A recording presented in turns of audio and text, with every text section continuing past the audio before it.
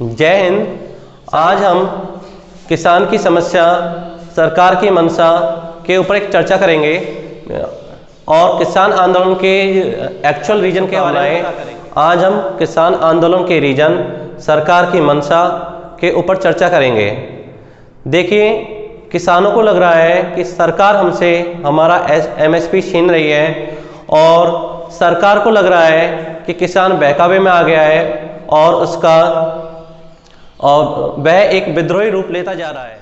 देखिए, अगर किसान का 10 रुपये किलो वाला आलू 16 रुपये में बिकता है तो वह क्यों इस कोरोना के समय में अपनी रात सड़कों पर गुजारेगा और सरकार द्वारा लाठियों और पानी के बौछारों को सामना करेगा। देखिए, ये सारी समस्या एमएसपी को लेकर है। एमएसपी को हम समझते हैं, एक्चुअल में एमएसपी है क्या? एमएसपी को मीन्स मिनिमम सपोर्ट प्राइस, जिसे हम हिंदी में न्यूनतम समर्थन मूल्य के नाम से जानते हैं। एमएसपी को CACP means commission of agriculture cost and price द्वारा निर्धारित किया जाता है, जिसे हम हिंदी में कृषि लागत एवं मूल्य आयोग कहते हैं। CACP FCI के अंडर में अपना काम करती है।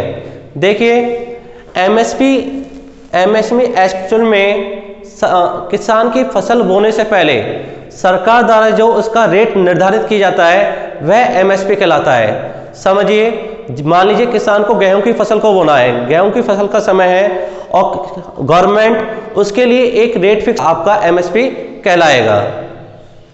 इसके देखिए, एमएसपी के मामले में जो हमारा किसान होता है वह फ्री है, वह अपनी फसल को जहां मर्जी वहां पर बेच सकता है। उदाहरण के लिए मान लीजिए कि मार्केट में गेहूं का रेट 10 रुपये किलो है, मीन्स मंडी में 10 रुपये किलो है और सरकार ने उसका एमएसपी 25 रुपये किलो के हिसाब से दिया है। MSP means minimum support price. ठीक है। देखिए, अगर किसान का 10 रुपये किलो वाला आलू 16 रुपये के हिसाब से मार्केट में बिकता है तो किसान को क्या प्रॉब्लम है? क्यों वह इस कोरोना काल में इतनी ठंड में अपनी रात सड़कों पर गुजारेगा और सरकार द्वारा पानी की बौछारों और लाठियों का सामना करेगा? देखिए, एमएसपी को मिनिमम सपोर्ट प्राइस, इसे हम हिंदी में न्यूनतम समर्थन मूल्य के नाम से जानते हैं। देखिए, इसे कृषि लागत एवं मूल्य आयोग द्वारा निर्धारित किया जाता है और जिसे हम CACP कहते हैं, means commission of agriculture cost and price. CACP संस्था FCI के अंडर में अपना वर्क करती है।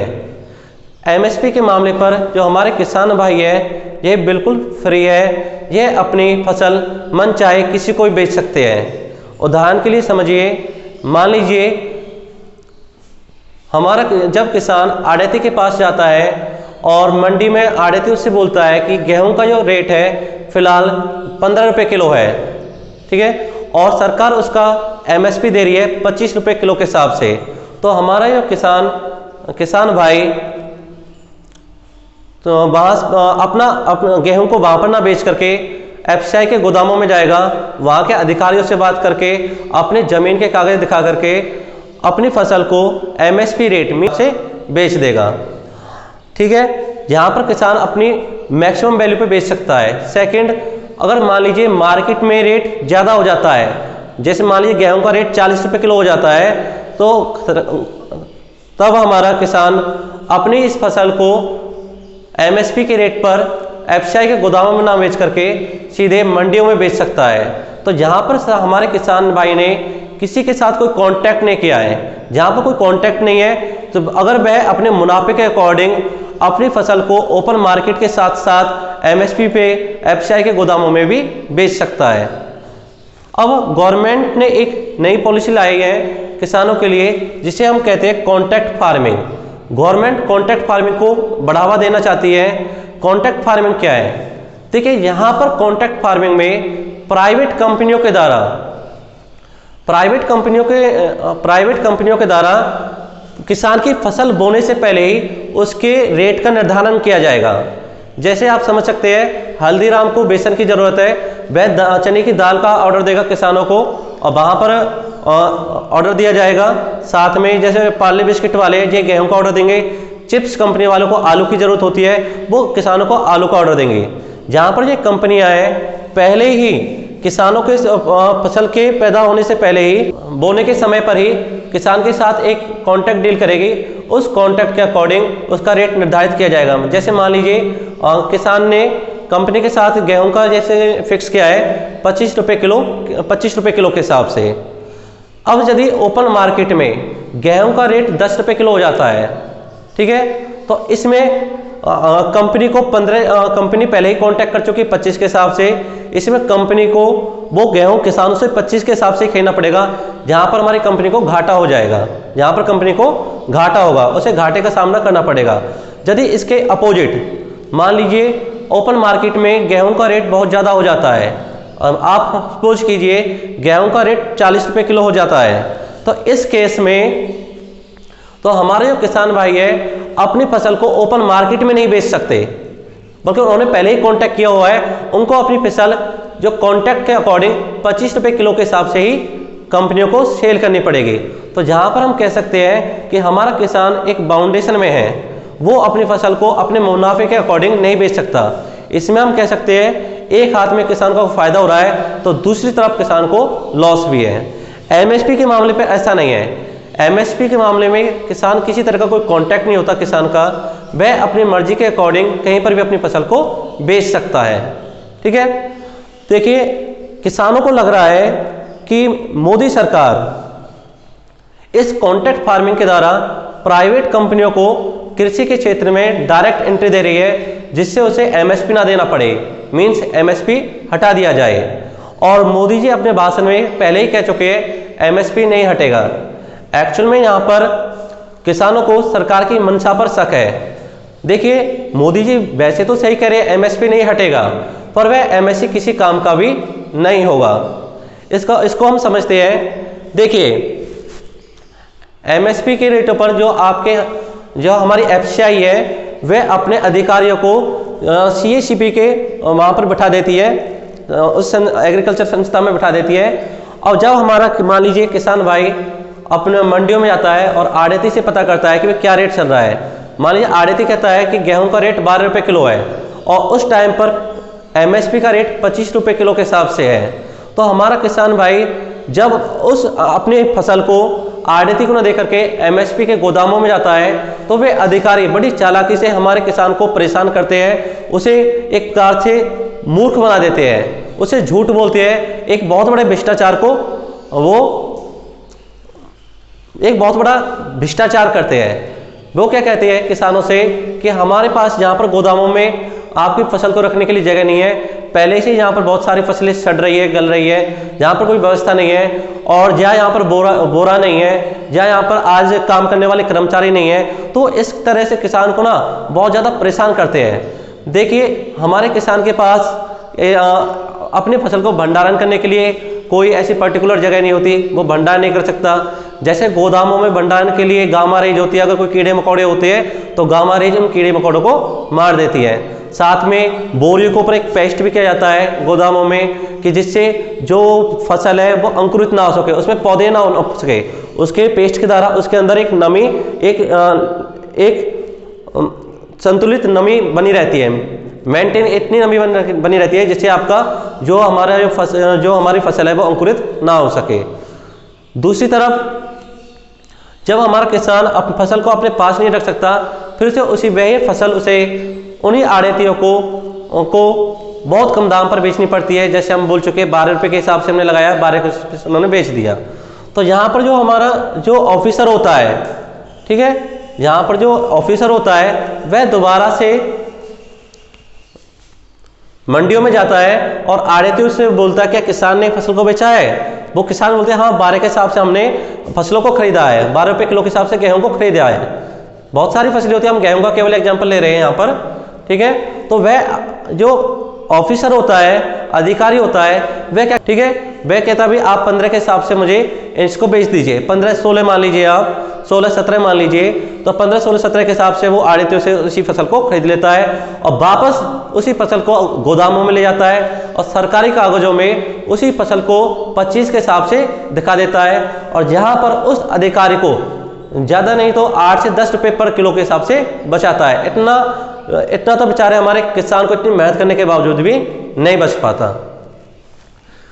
देखिए एक्चुअल में एक और समस्या है यहाँ पर कि मोदी जी तो कह रहे हैं, एक तरफ मोदी जी कह रहे हैं कि भाई एमएसपी नहीं हटेगा, दूसरी तरफ सरकार द्वारा बनाई गई समितियाँ शांता समिति के अकॉर्डिंग उन्होंने कहा है कि जो एमएसपी है ये हमारी एक बर्डन है हमारी इकोनॉमी पर। देखिए इसका रीजन क्या है, भाई सरकार 25 के हिसाब से मान लीजिए गेहूँ खरीद रही है और उसे 2003 किलो के हिसाब से एमएसपी पर 2003 किलो के हिसाब से बीपीएल कार्ड धारकों को देना पड़ता है, गेहूँ वगैरह बांटना पड़ता है उन्हें। तो वो कह रहे हैं जहाँ पर हमें बहुत ज़्यादा लॉस हो रहा है, तो इस वजह से हम जो एफसीआई वाला सीन है ना इसको बदलना चाहते हैं। अब किसान की मर्जी है, हम इसका प्राइवेटाइजेशन करेंगे जहाँ पर किसान अपनी फसल को प्राइवेट कंपनियों को डायरेक्ट बेच पाएगा और बिचौलियों की समस्या से दूर हो जाएगा। ठीक है, इसमें देखिए एक्चुअल में जो शांता समिति है वे एक प्रकार से एमएसपी के बिल्कुल अपोजिट विरोध में है, वे एमएसपी को बिल्कुल हटाना चाहती है। दूसरी तरफ जो नितिन गडकरी है जो पहले बीजेपी के अध्यक्ष भी रह चुके हैं, उन्होंने तो बिल्कुल बोल दिया है कि MSP is an extra burden on our economy, MSP हमारी इकोनॉमी पे बर्डन है। देखिए इसका भी एक रीजन है कि ये मोदी जी ने अपने भाषण में बोला है कि हमने कांग्रेस के समय से जो एमएसपी के रेटों पर फसलों को 30 गुना खरीदा है। ठीक है, एक्चुअल में उनकी ये बात सही भी है। इसका रीजन क्या है कि ये मनमोहन ने उनके ऊपर एक 2013 में एक चुनावी दाव खेला। ठीक है, 2013 में जब मनमोहन सरकार को लगा कि हमारी सरकार नहीं बन सकती, उन्होंने संसद में एक विधेयक पारित कराया जिसको हम बोलते हैं national food security bill act 2013। इसके अकॉर्डिंग सरकार को बीपीएल कार्ड धारकों को 2 रुपये के हिसाब से गेहूं और 3 रुपये के हिसाब से 3 रुपये पर किलो के हिसाब से चावल देना पड़ेगा। देखिए कोई भी नई सरकार इस विधेयक को मानने से मना नहीं कर सकती। तो एक्चुअल में मोदी जी कह रहे हैं ना कि हमने 30 के हिसाब से 30 गुना हमने किसानों से फसलों को ज़्यादा खरीदा है एमएसपी रेटों पर कांग्रेस के कंपेयर में। तो उनकी ये एक्चुअल में उन्होंने खरीदा नहीं है, ये उनकी मजबूरी है, मजबूरी के कारण खरीदना पड़ रहा है। और जहाँ पर ये नितिन गडकरी और इनकी शांता समिति कह रही है कि ये हमारी इकोनॉमी पे बर्डन है, बर्डन तो है ठीक है। एक्चुअल में आंकड़े बताते हैं कि 1000 करोड़ पर सालाना हमारे इकोनॉमी का लॉस होता है। हमारी सरकार बैंकों को जो जनता का टैक्स का पैसा होता है उसको उन उद्योगपतियों पे छोड़ देती है। ठीक है, और जब इलेक्शन के टाइम पर उन उद्योगपतियों से कहते हैं भाई हाँ अब आप हमारे इलेक्शन टाइम हमारी हेल्प कीजिए और उस पैसे का बहुत बड़ा पार्ट एक हमें हमारी पार्टी को रेफर कर दीजिए। तो एक्चुअल में ना ये एक सरकार का एक बहाना है, केवल वो एक प्राइवेटाइजेशन करना चाहती है कृषि का, वो अपना बचाव करना चाहती है। वह चाहती है कि उसको एमएसपी देना भी ना पड़े, अगर एमएसपी दे भी रही है तो किसी काम का ना हो, बल्कि उसके बिचौलिए इस तरह का वहाँ पर जो अधिकारी है इस तरह से वर्क करते हैं कि वो रियलिटी में ही किसानों के लिए कोई फेवर का नहीं होता। आंकड़े बताते हैं केवल 6% किसान ही अपनी फसलों को एमएसपी के रेटों पर बेच पाते हैं, बाकी के 94% बेचारे किसानों को तो मंडियों में इन बिचौलियों को ही अपनी फसलों को बेचना होता है। अब आप समझ सकते हो कि किसान की कितनी दुर्दशा की हुई है इन सरकारों ने। अगर हम आंकड़ों की बात करें, आज़ादी के समय से अगर हम आंकड़ों की बात करते हैं तो किसान की जो इनकम है, जो फसल है, उसका जो रेट 21 गुना बढ़ गया है। ठीक है, इसका मतलब क्या है, मान लीजिए आंकड़े बताते हैं कि जो किसान का भी विकास हुआ है, किसान की इनकम में जो इंक्रीज हुआ है वो 21 गुना हुआ है। ठीक है, और इसका मतलब क्या है, अगर आज़ादी के समय ये हम आंकड़े 1950 से 2020 के ले रहे हैं, अगर उस टाइम पर किसान की अगर 1 किलो गेहूं का रेट 1 रुपये था तो आज उसका रेट 21 रुपये है। ठीक है, दूसरी तरफ अगर हम सरकारी कर्मचारियों की बात करें, उनकी जो इनकम में इंक्रीज हुआ वो 180 गुना हुआ है। अगर हम गवर्नमेंट टीचर की बात करते हैं, देखिए पुराने टाइम में गवर्नमेंट टीचरों की इतनी इनकम नहीं हो पाती थी, उनकी इतनी सैलरी नहीं थी। अगर उनकी हम बात करें, उनका तो जो इंक्रीमेंट है वो 200 गुना हो गया है। कहाँ पर आप कंपेयर कर सकते हो, केवल किसान के लिए 21% दिया गया है और एक तरफ सरकारी कर्मचारियों और गवर्नमेंट टीचर्स को 180 से 200 गुना दिया गया है। अब आप समझ लीजिए कि किसान के साथ कितना बड़ा धोखा और कितना बड़ा खिलवाड़ हो रहा है। मैं ये नहीं कह रहा कि केवल बीजेपी सरकार ऐसे कर रही है। जवाहरलाल नेहरू के समय से आज तक कोई भी सरकार ने किसानों के लिए भले के लिए सोचा ही नहीं है। कोई भी किसान का भला चाहती नहीं है। कोई भी सरकार नहीं चाहती कि किसान का कुछ विकास हो जाए, किसान अपने बच्चों को अच्छी शिक्षा दे सके, अच्छा मकान दे सके, अच्छी लाइफस्टाइल दे सके। कोई भी सरकार नहीं सोचती। अगर आपने सुना होगा कि किसान फांसी खाते हैं, परेशान है, अब आपको इसका रीजन पता चल गया होगा। केवल 21 गुना इंक्रीमेंट हुआ महंगाई के समय में और एक तरफ 180 से 200 गुना हो गया है। अब ये हमारे सरकारी कर्मचारी है, आप इनकी इनकम को भी 21 गुना कर दीजिए। जो 1 लाख रुपए वाले जो टीचर है ना, या 1 लाख रुपए वाले जो सरकारी कर्मचारी है, वो 9,000 रुपए पर आ जाएगा। और आपको ना हर सरकारी दफ्तरों में लटके मिलेंगे किसान की तरह। तो आप समझ सकते हैं कि किसान की पीड़ा क्या है, किसान की समस्या क्या है। उसे बोला जाता है कि हमारे पास भंडारण नहीं है, क्षमता नहीं है, उसे परेशान किया जाता है, उसके सामान को सही समय पर खरीदा नहीं जाता है, सही टाइम पर उसकी पेमेंट नहीं की जाती है। कितना परेशान है किसान। अरे भंडारण नहीं है तो गवर्नमेंट इसके लिए सोचे है। अगर हम किसानों के लिए भंडारण के लिए गोदाम ही नहीं बना सकते हैं, गोदाम बनाए हुए वो पुरानी टेक्नोलॉजी के है, नई टेक्नोलॉजी का बिल्कुल यूज ही नहीं है उनमें। ठीक है, राष्ट्रपति भवन में 12,000 तरह के तो फूल लगे हुए हैं, तो भंडारण के लिए जगह भी किसानों के लिए नहीं है क्या इतने बड़े देश में। देखिए हर चीज़ की ना एक एमआरपी होता है। मेरे पास एक छोटी से छोटी एक बड़ी से बड़ी चीज़ आप खरीद लीजिए, मोबाइल फ़ोन है, इसका एमआरपी है मान लीजिए 11,000 का है ये। ठीक है, तो किसी की औकात नहीं है कि उसे मुझे 12,000 में बेच दे, 13,000 रुपये में बेच दे, कोई मुझसे ज़्यादा नहीं बेच सकता। MRP means maximum retail price. तो हम चाहते हैं कि किसान के लिए भी एक एमआरपी फिक्स हो, मिनिमम रिटेल प्राइस, जिस पर मीन्स भाई एक वैल्यू फिक्स की जाए किसान के लिए, उससे कम पर उसको बेचा ही नहीं जा सकता, चाहे किसान उसे किसी को भी बेचे।